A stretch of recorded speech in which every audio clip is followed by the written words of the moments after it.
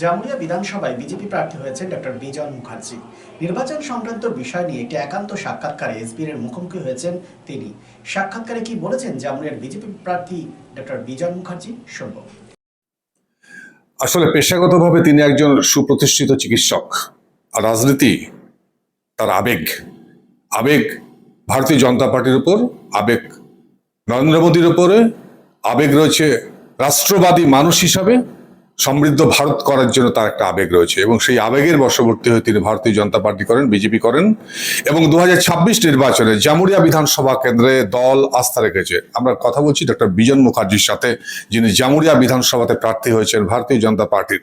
আমরা বেশ কিছু বিশ্লেষণমূলক আলোচনা করার চেষ্টা করব ডক্টর বিজন মুখার্জির সাথে, বিজেপি প্রার্থী জামুরিয়া বিধানসভার গঠনমূলক আলোচনা করার চেষ্টা করবে, এবং কি বার্তা দিতে চাইছেন তিনি জামুরিয়াবাসীকে সেটাও শুনে নেওয়ার চেষ্টা করবো। খুব নমস্কার আপনাকে। কেন দেবে থেকেও প্রশ্ন যেটা আপনি বলছেন বিজন মুখার্জিকে কেন ভোট দেবে, কারণ দেখুন আমি হচ্ছে এখানকার ভূমিপুত্র লোকাল ছেলে। বীজপুর গ্রামে আমার বাড়ি, জামুরিয়া অঞ্চলে আমি থাকি, এবং বলতে গেলে আপনার কি আমাদের এই বাড়িটা যেটা আছে 104 বছরের পুরনো বাড়ি। তো আমরা যদি আজকে নিজের বাড়ি ছেড়ে বাইরে চলে যেতাম, থাকতাম না, তাহলে আমিও বলতাম যে না, আমি এখানকার ভূমিপুত্র নই। কিন্তু কেউ এটুকু বলতে পারবে না যে আমি এখানকার লোকাল ছেলে নই বা বাইরে।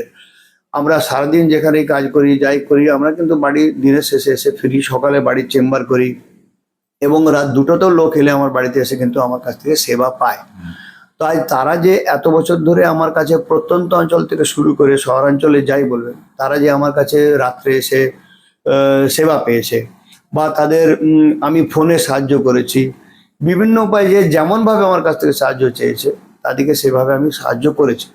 প্লাস আমি গ্রামাঞ্চলে ঘুরেছি, দেখেছি, মানুষের কষ্ট বুঝেছি, মানুষের সাথে মিশেছি। তো তারাতে এটুকু দেখবে যে হ্যাঁ, ডাক্তার মুখার্জি কেমন লোক, আর যিনি প্রাক্তন বিধায়ক সাহেব ছিলেন বা তার সুপুত্র কেমন ছিলেন, সেটা কেমন লোক।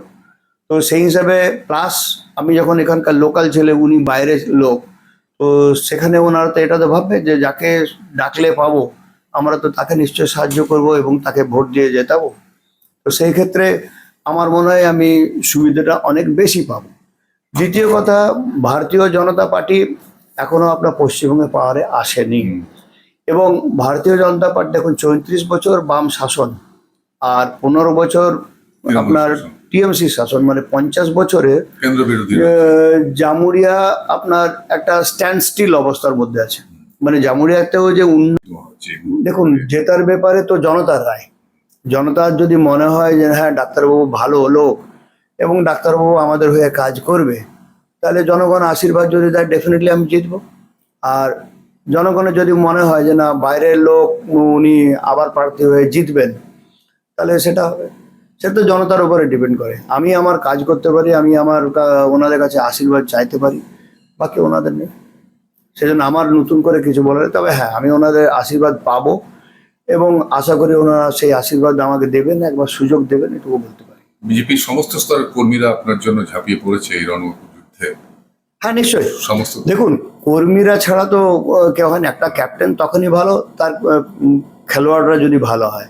তো আমার প্রত্যেকটি কর্মীবৃন্দ, মানে আমার মন্ডল প্রেসিডেন্ট থেকে শুরু করে, মানে পিনাকি বলুন, বা আমাদের কি বলে, আমাদের সিংদা বলুন, বা আমাদের রাহুল বলুন, বা আমাদের দীপকে বলুন, বা এই সঞ্জয় দার কথা বলুন, বা আমাদের যে রয়েছে ব্রিজমোহন। দেখুন, আমার সঙ্গে যদি জনগণের যোগাযোগ না থাকে, আমার সঙ্গে যদি কারো সুসম্পর্ক না থাকে, তাহলে আমি চেষ্টা করব অন্য উপায়ে পরীক্ষায় পাস করতে।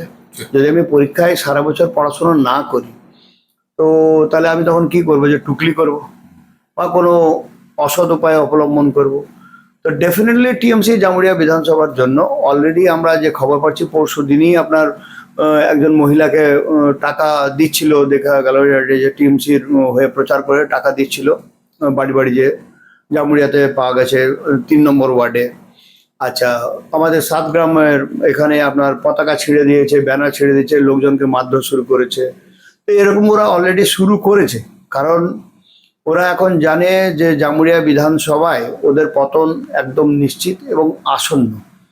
তো সেই হিসাবে ওরা এখন মাসেল পাওয়ার ভয়, বোমাবাজি, পিস্তলবাজি দেখিয়ে আপনার এটা চাইবে করতে। যাতে মানুষ ভোট দিতে না যায়, মানুষ যাতে ভয় পেয়ে থাকে। কিন্তু আমি আপনাদের মাধ্যমে মানে জামুরিয়া বিধানসভা প্রত্যেককে বলতে চাই, এইবারের নির্বাচন কিন্তু অন্য নির্বাচন। কারণ এইবারের নির্বাচন আমাদের জামুরিয়াবাসীর অস্তিত্বের নির্বাচন। নাহলে কি হবে জানেন তো, যদি এইবারে টিএমসি জেতে জামুরিয়াকে কিন্তু বিক্রি করে ওরা চলে যাবে। কারণ দুজন যে পিতা পুত্র আছে তারা ধরুন এখানকার লোক নয়, তো সেই জন্য ওরা যা পারবে লুটে পুটে নিয়ে জামুরিয়া থেকে কিন্তু চলে যাবে। স্লিপ আর miles to go before we sleep, ঘুমাবার আগে অনেক পথ অতিক্রম করতে হবে রাজনৈতিকভাবে ডক্টর বিজন মুখার্জিকে। তবে তিনি আশা করছেন অমর রাত্রি ঋষি জাগরণ, নতুন প্রভাতের সূর্য অবশ্যই নিয়ে আসবে। অনেক অনেক শুভেচ্ছা রইল। ধন্যবাদ। শারদ উৎসব মানেই পোশাকের বৈচিত্র্য, আর পোশাকের বৈচিত্র্য মানেই ঘাটি ক্লথ স্টোর্স। আসানসোলের 122 বছরের প্রাচীন সুনামের সাথে পরিষেবা দিয়ে আসছে ঘাটি ক্লথ স্টোর্স। ঘাটি ক্লথ স্টোর্সে আপনি পাবেন সর্বভারতীয় শাড়ি যেমন বেনারসি, বালুচুরি, স্বর্ণচুরি, কাঞ্জিভারাম, পচনপল্লী, পৈঠানি, জারদৌসি, তাঁত ও বিভিন্ন ধরনের ফ্যান্সি শাড়ি।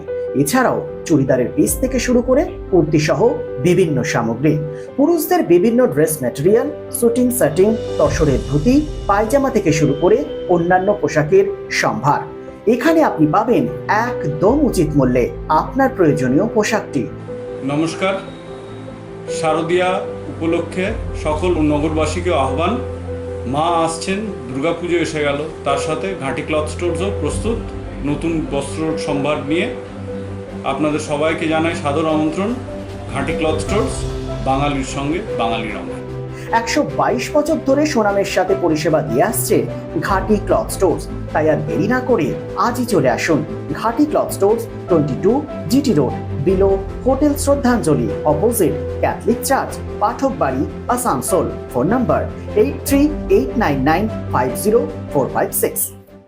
রিকো ইলেকট্রনিক্সের পক্ষ থেকে সকলকে জানাই ক্রিসমাস ও নববর্ষের আন্তরিক শুভেচ্ছা।